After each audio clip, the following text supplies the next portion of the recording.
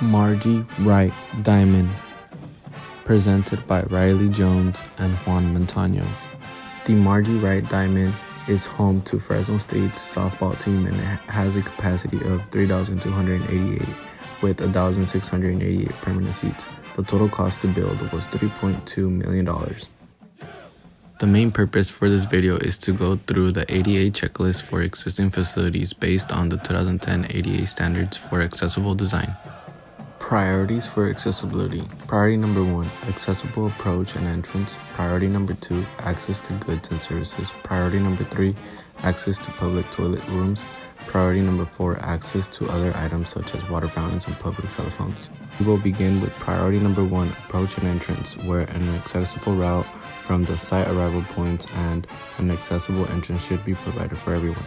When it comes to parking, fans are to park in Lot L, which has quite a lot of parking, but unfortunately it is shared with the Aquatic Center. As you can see in the image, the route to the stadium is highlighted in red and parking is not too far from the stadium.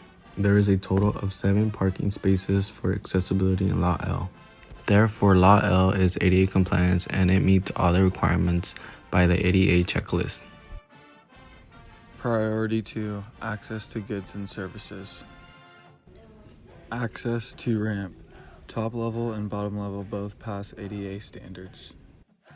Handrail on ramp. The handrail gripping surface and the top to bottom of the handrail are both up to ADA standards. Platform lifts. A platform lift is provided in the bottom of the dugout. The platform lift does work and is maintained frequently. It does not meet ADA standards. Dining surfaces. With 1 concession stand and 1 condiment stand. Both surfaces pictured are at the minimum height for ADA standards. Assembly areas. Adequate number of wheelchair spaces are provided at Margie Wright Diamond with a total of 34 spaces. A companion seat is located next to each wheelchair space. Signs in Margie Wright Diamond are clear and text characters are raised. On both the men's and women's restroom there is also braille. Signs continued. Each seating section is clearly labeled and easy to find. At 103 inches, the sign meet ADA standards.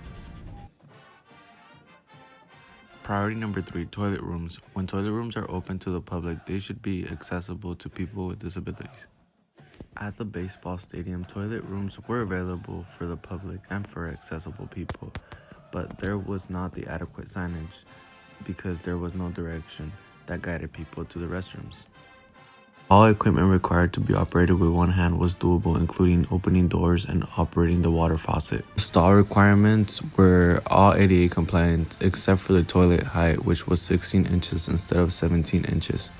There was a stall for people with disabilities. The only drawback was that it had no signage whatsoever. Toilet paper was continuous. There was a coat hook that was the right height and the lock was operable with one hand. Also, all the dimensions of the restroom were ADA compliant.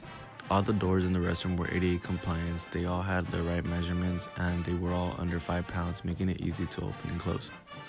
The lavatories in the restroom did have the correct floor space under the lavatories. The front of the lavatories was less than 34 inches. There was still clearance, but there was problems. The pipes were showing and not covered and the mirrors were not higher than 40 inches. Priority number 4, additional access. Additional access. At least 1 drinking fountain at Margie Wright Diamond has a clear floor space of 30 inches wide by 48 inches long. The end.